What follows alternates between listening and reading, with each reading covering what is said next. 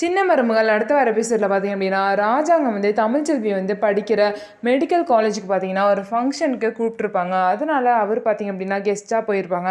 அங்கே போய் பேசுகிறப்ப பார்த்தீங்க அப்படின்னா இந்த மாதிரி வரப்போகிற எக்ஸாமில் யார் ஃபஸ்ட் மார்க் எடுக்கிறாங்களோ அவங்களோட ஒரு வருஷம் ஃபீஸ் ஃபுல்லாத்தையும் நானே கட்டுறேன் அப்படின்னு சொல்லிட்டு அவர் வந்து சொல்லியிருப்பாரு. இந்த சந்தோஷமான விஷயத்த பார்த்தீங்க அப்படின்னா எல்லாருமே வந்து கேட்டோன்னே ரொம்பவே ஹாப்பி ஆயிடுவாங்க.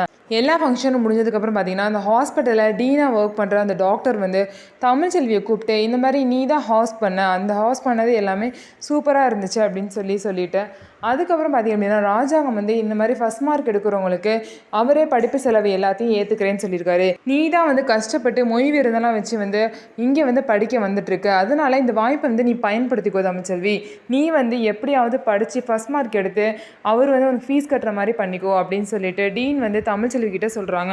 தமிழ்ச்செல்வியும் பார்த்தீங்க அப்படின்னா என்னோட முழு மூச்சை போட்டு நான் படிப்பேன் அப்படின்னு சொல்லிட்டு டீன் கிட்ட வந்து சொல்கிறாங்க. அதுக்கப்புறம் தமிழ்ச்செல்வியோட ஃப்ரெண்டு ஜெனி பார்த்தீங்க அப்படின்னா டாக்டர் கிட்ட இந்த மாதிரி தமிழ்ச்செல்வி தான் வந்து ராஜாங்கம் அவங்களோட மருமக அப்படிங்கிற உண்மையை சொல்கிறாங்க.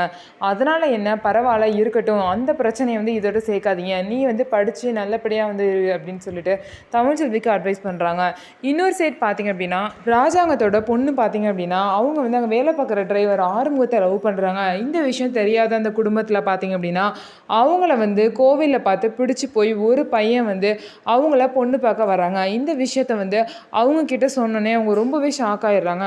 அதுக்கப்புறமா ஆறுமுகத்துக்கும் இந்த விஷயம் தெரிஞ்சு ரொம்பவே மனசு கஷ்டப்படுறாங்க.